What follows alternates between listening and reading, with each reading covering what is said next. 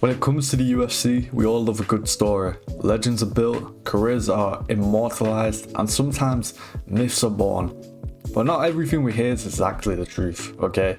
Some stories have been stretched, some fighters overrated, and some performances, okay, let's just say they weren't as flawless as we remember, you know what I'm saying? I think I'm gonna get a lot of hate for the first one, but, you know, in today's video, we're taking a deep dive into the biggest myths in UFC history that have spread from fan to fan, have been spread on social media, and without diving deeper into this, you just assume that these were true.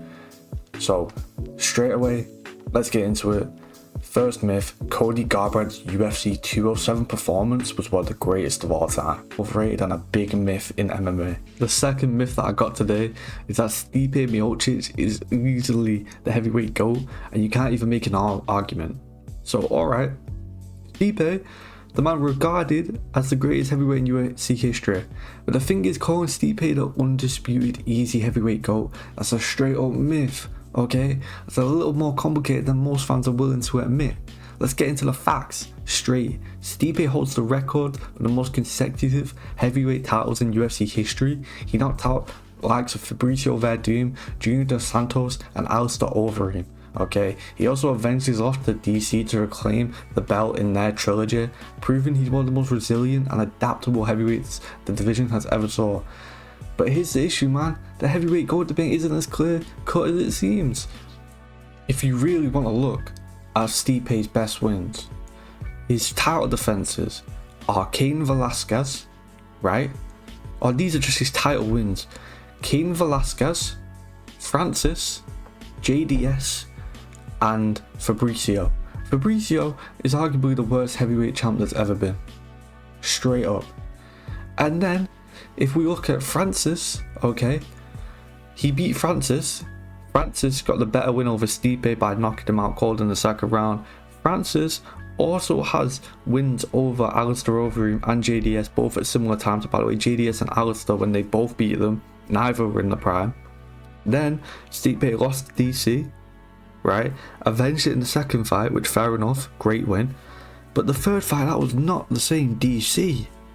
It was not the same DC, where with Francis, he has all of Stipe's wins except from the DC one, right, and he has a win over Cyril Gane, and he has a win over Curtis Blades. And I think beating Curtis Blades and beating Cyril Gane is better than beating JDS and Overeem at the time that you beat them, okay?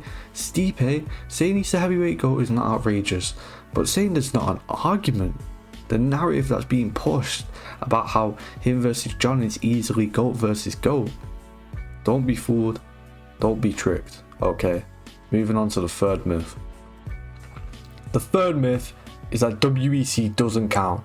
Okay, newer fans of the sport will lump WEC with Strikeforce, okay?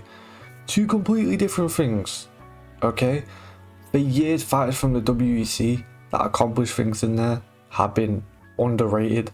There's a myth that the WEC was a completely different promotion, and as soon as it merged with the UFC, it randomly became, like it actually meant something, okay? What people fail to realise is that the WEC roster, right, is the exact same that merged into the UFC. Exact same fighters, exact same age, exact same talent, exact same champions. The only difference is that they had the UFC banner over them. And Aldo is a perfect example of someone who would have a much better legacy if WEC was counted like how it should be. Literally, there was no difference between the roster of the WEC and the roster of the UFC, because it's the same roster that just got merged in there. You know what I mean? So yeah, that's the third myth. But anyway, man, I'm done. I'm out in a bit.